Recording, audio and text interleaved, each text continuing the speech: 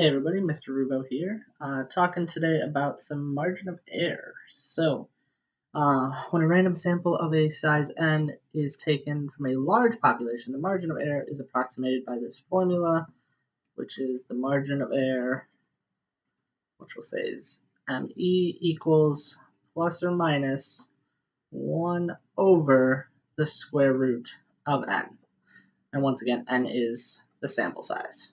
All right, so if you want to figure out the percent of the population that is between this margin of error, what you're going to do is you're going to do p plus 1 over square root of n and p minus 1 over square root of n. And this will give us a range of percentages that we would say it's likely between.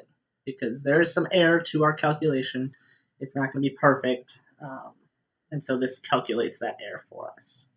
So just in this quick example here, what is the margin of error? So the margin of error will be plus or minus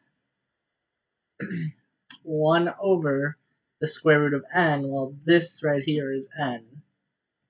So 1, 0, 1, 1. You type this all in your calculator, and when you do that, you get plus or minus 0.0315. If you think about it as a percentage, you're plus or minus 3.15%. Okay, so our calculation is going to be off, or not necessarily off, but we would expect our calculation to be somewhere in that range.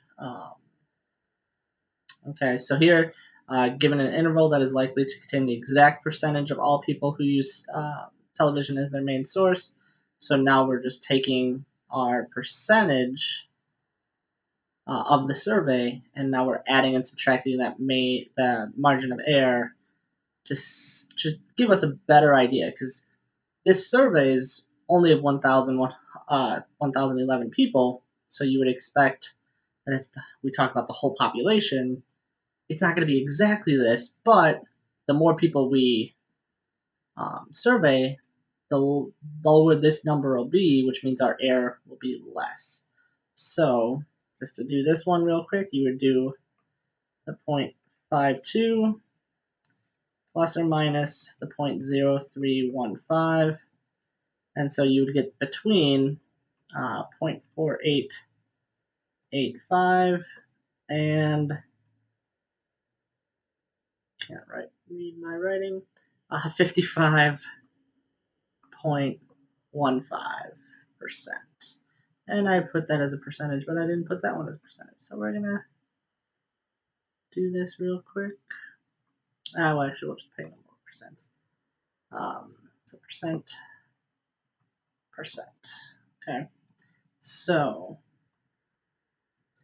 there we go. So we would expect that the true population mean, based off the number of people we surveyed, it's likely to be between these two. Doesn't necessarily mean it is, but there's a good chance it is.